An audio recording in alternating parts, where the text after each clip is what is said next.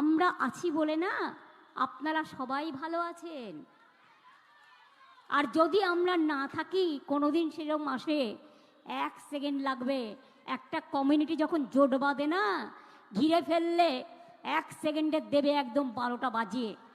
যদি নিজেদের 13টা বাজাতে না চান, বিজেপির অপপ্রচারে কেউ ভুল বুঝবেন না। সবাইকে নমস্কার জানিয়ে বলছি, প্লিজ দয়া করে কেউ কাউন্টিং এজেন্টরা এবং প্রার্থী ক্যান্ডিডেটরা তারা ভোটিং এলাকা ছেড়ে আসবেন না। স্ট্রং রুমে যেখানে কাউন্টিং হচ্ছে, মানে সেন্টারে, সেখান ছেড়ে কেউ আসবেন না। এটা বিজেপির প্ল্যান। প্রথম 2-3 রাউন্ডে আমি কালকে থেকেই বলছি যে ওদেরগুলো আগে দেখাবে, আমাদেরগুলো পরে দেখাবে। এবং অনেক জায়গায় 2-3 রাউন্ড কাউন্টিং করার পরে প্রায় 100টা জায়গায় কাউন্টিং বন্ধ করে রেখে দিয়েছে। এবং কল্যাণীতে ধরা পড়েছে 7টা মেশিন, যেখানে কোনো মিল নেই। এটা টোটাল ফোর্স, পুলিশ সেন্ট্রাল ফোর্সকে দিয়ে চারিদিকে তৃণমূল কংগ্রেসের উপর অত্যাচার করছে, অফিস ভাঙছে, জোর করে দখল করছে। এসআইআর নামে আপনারা দেখেছেন ভোট লুট করেছে যাতে যে সিটগুলো জিততে পারে।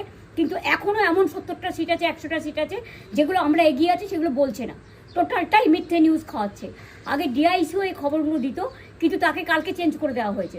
টোটালটা ইলেকশন কমিশন নিজের ইচ্ছেমতো খেলছে, এবং সাথে কেন্দ্রীয় বাহিনীকে নিয়ে। এবং আমাদের পুলিশরা টোটাল মাথা নত করে কেন্দ্রীয় বাহিনীর আন্ডারে কাজ করছে। সুতরাং আমি সব আমাদের কাউন্টিং এজেন্টদের, আমাদের সমস্ত পার্টির কর্মীদের বলবো, অত মন খারাপ করার কারণ নেই। আমি বলেছিলাম সূর্যাস্ত পরে আপনারা জিতবেন। 3 রাউন্ড 4 রাউন্ড কাউন্ট হলেও এটা 14 রাউন্ড থেকে 18 রাউন্ড কাউন্ট হয়, তখন আপনারা জিতবেন। Wait and see, watch.